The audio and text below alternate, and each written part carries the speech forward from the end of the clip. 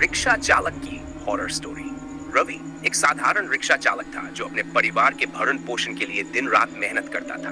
उसका रोज का रूटीन काफी सामान्य था। सुबह उठकर रिक्शा लेकर सवारियां ढूंढना, फिर दिन भर सवारियों को एक जगह से दूसरी जगह छोड़ना। परंतु एक दिन की घटना ने उसकी जिंदगी में ऐसा मोड़ लाया जिसे वह कभी भूल नहीं सकता।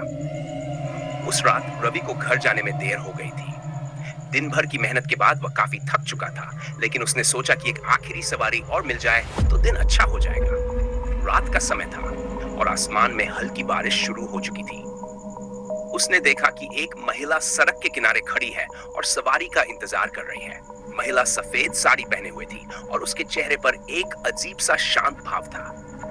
रवि ने रिक्शा रोका और महिला से पूछा, कहाँ जाना है बहन जी?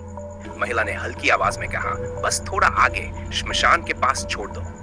श्मशान का नाम सुनते ही रवि के शरीर में अजीब सा डर दौड़ गया, परंतु उसने सोचा कि शायद महिला का कोई रिश्तेदार वहां पर हो और उसे डरने की जरूरत नहीं है।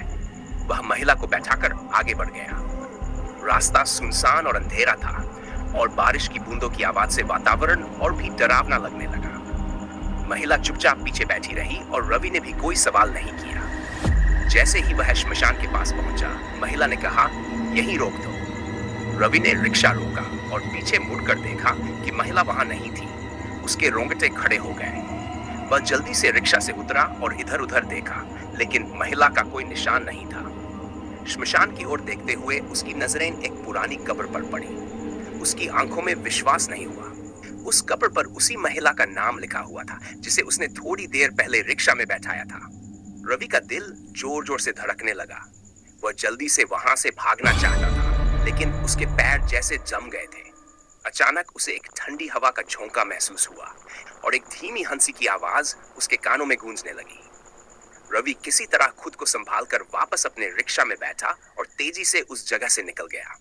वह पूरा रास्ता कांपता हुआ चला और जब वह घर पहुंचा तो उसकी हालत बहुत खराब थी। घर में घुसते ही वह सीधे बिस्तर पर गिर पड़ा। अगली सुबह जब रवि की पत्नी ने उसे उठाया तो उसने देखा कि रवि की तबीयत बहुत खराब है। उसकी आंखें डर से भरी हुई थी और वह कुछ भी ठीक से बोल नहीं पा रहा था। कई दिनों तक रवि बुखार में पड़ा रहा और उस घटना के बाद उसने कभी भी रात में सवारी लेने की हिम्मत नहीं की। गांव में धीरे धीरे ये बात फैल गई कि रवि को उस रात एक भूतनी की सवारी मिली थी। कुछ लोगों ने इस बात पर विश्वास किया तो कुछ ने इसे एक अफवाह माना, परंतु रवि के लिए वह अनुभव वास्तविक था और उस रात ने उसकी जिंदगी को पूरी तरह से बदल दिया। रवि अब भी रिक्शा चलाता था, लेकिन रात के समय कभी बाहर नहीं निकलता था।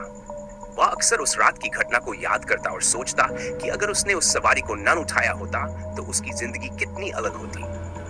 श्मशान के पास से गुजरते वक्त अब भी उसकी धड़कनें तेज हो जाती थी और वह हमेशा अपने आप से कहता, भूत प्रेत सिर्फ कहानियों में होते हैं या शायद नहीं।